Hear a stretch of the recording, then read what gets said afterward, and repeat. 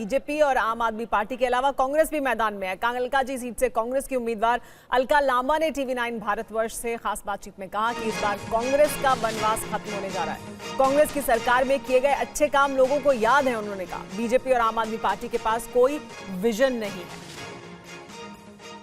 कांग्रेस को अज्ञातवास कहूं या वनवास कहूं, या ये जो भी वास है, अज्ञातवास है या वनवास है, ये खत्म कैसे होगा? ये दिल्ली के लोग खत्म करने जा रहे हैं, क्योंकि वो अपनी परमानेंट हो रही समस्याओं का समझ चुके हैं। टेम्परेरी सीएम, टेम्परेरी सरकार हल नहीं दे पा रही। परमानेंट समस्याओं के परमानेंट सॉल्यूशन के लिए परखी हुई कांग्रेस उनके पास है और एक बार फिर विकल्प बनकर आ रहे हैं। आम आदमी पार्टी के पास एक समय पे कुछ नहीं था, हमारे पास था। आज हमारे पास कुछ नहीं है। प्रकृति का नियम है ना, बदलाव। चलिए, आपने जो जनता की नब्ज तो टटोली। संतोष जी, आप बताइए, आपको कैंपेन सॉन्ग कैसा लगा? फिर लाएंगे केजरीवाल। कैंपेन सॉन्ग में कोई नई चीज़ नहीं है और कोई दम भी नहीं है, लेकिन अभी जो आप बता रही हैं मैं उसके ऊपर बात कर रहा हूँ। जो अलका लांबा ने कहा, कांग्रेस यहाँ पर, मैं अलका लांबा की सीट को सामने रख के बात कर रहा हूँ।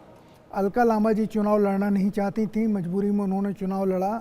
क्यों चुनाव लड़ा ये वो जानती हैं, लेकिन उनकी और आतिशी की लड़ाई में भारतीय जनता पार्टी के उम्मीदवार बिधूड़ी जी जीत जाएंगे, ये मेरा मानना है। अच्छा, ये वैसी लड़ाई तो नहीं हो जैसे कि एक वो कहते हैं ना लेम डक, जैसे कि एक बार नुपुर शर्मा को खड़ा किया था नई दिल्ली में अरविंद केजरीवाल के खिलाफ। तो अलका लांबा को ऐसा तो नहीं लग रहा, हर्षवर्धन जी, कि उनको बलि का बकरा बनाया जा रहा है? नहीं, वो बलि का बकरा नहीं बन रही। वो अपने चॉइस से उन्होंने चुनाव लड़ा। पहले वो चुनाव नहीं लड़ना चाहती थी, लेकिन यहाँ चुनाव लड़के उनको लगा कि शायद सारा देश उनको जान जाएगा और कांग्रेस में उनको कोई और महत्वपूर्ण स्थान मिलेगा। मुझे लगता है अलका लांबा जी का ये दिवा स्वप्न है। अब उनको कांग्रेस में यहाँ की हार के बाद, माफ कीजिएगा, क्या कांग्रेस पार्टी में मैं हार शब्द, क्या कांग्रेस, हाँ अभी से आप हार का शब्द का इस्तेमाल करें, लेकिन क्या कांग्रेस पार्टी की यही समस्या भी है कि अपने व्यक्तिगत तौर पर अपने आप को क्या फायदा हो सकता है उसके बारे में तो सोच रहे हैं, लेकिन पार्टी एक एज अ होल एक साथ अभी भी दिखाई नहीं दे रही है और दिल्ली में भी ये समस्या है? सुमेरा जी, आपकी बात का जवाब मैं राहुल गांधी से लेके देता हूँ कि राहुल गांधी पार्टी के लिए बैटिंग नहीं कर रहे हैं, अपने लिए कर रहे हैं। दो तरह के खिलाड़ी होते हैं, एक अपना रिकॉर्ड बनाने के लिए करते हैं, दूसरा पार्टी को वो टीम को जिताने के लिए करते हैं। राहुल गांधी वही कर रहे हैं और उनके जितने नीचे लोग हैं, अलका लांबा तक यही काम कर रही हैं। वो अपने लिए लड़ रही हैं, वो पार्टी के लिए नहीं लड़ रही हैं। ये बड़ी जरूरी बात आपने कही, क्योंकि मैं पढ़ रही थी अभी। देखिए, आज चुनाव की तारीखें आ जाएंगी हर्षवर्धन जी, और अभी तक जो केंद्रीय नेतृत्व है कांग्रेस पार्टी का, कोई रैली प्लान नहीं है। उल्टा हमने कल पढ़ा कि वो बिहार जा रहे हैं, वहां पे बीपीएससी छात्रों के साथ खड़े होने के लिए राहुल जी बिहार जा रहे हैं। पर दिल्ली में कब उनकी रैली होने वाली है? ये भी जानकारी है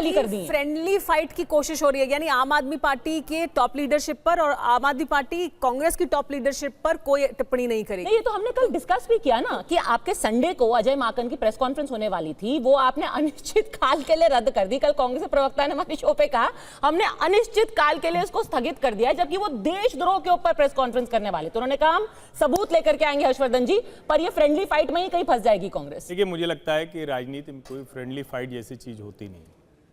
और मतलब निजी तौर पर मैं बताऊं कि जब फ्रेंडली फाइट होती है तो किसी को जोर से मुक्का लग जाता है तो दुश्मनी बड़ी हो जाती है, छोटी नहीं रह जाती है।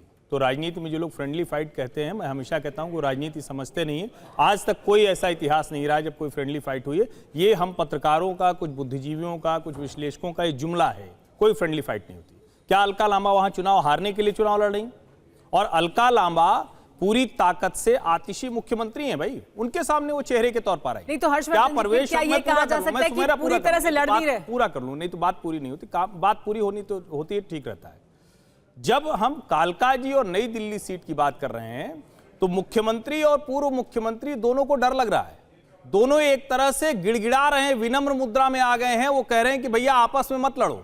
अंदर खाने बड़े बड़े लोगों को लगाया गया है कि कांग्रेस को समझाइए, हमें हरा देंगे। और मैं फिर कह रहा हूं, अगर राहुल गांधी ने हाथ नहीं दिया, अगर राहुल गांधी ने नहीं थोड़ा सा अपने जो अपने लिए खेलने की बात है, अगर कांग्रेस के लिए राहुल गांधी खेले तो केजरीवाल की सरकार जा रही, ये तय मान लीजिए। और ये कांग्रेस पार्टी को भी बहुत अच्छे से पता, लेकिन उनको पता है कि जब तक ये नहीं जाएंगे हमारा भला नहीं होगा। समय खत्म हो रहा है, वक्त हो रहा है एक ब्रेक का, आगे बढ़ेंगे। लेकिन आपको बता दें, बस अब से 1 घंटे बाद दिल्ली चुनाव की तारीखों का ऐलान होगा। हम लगातार हर बड़ा अपडेट और हर बड़ी खबर आपको दिखा रहे हैं TV9 भारतवर्ष पर, तो जुड़े रहिए हमारे साथ। बस अब से 1.5 घंटे के बाद दिल्ली चुनाव की तारीखों का ऐलान होने जा रहा है।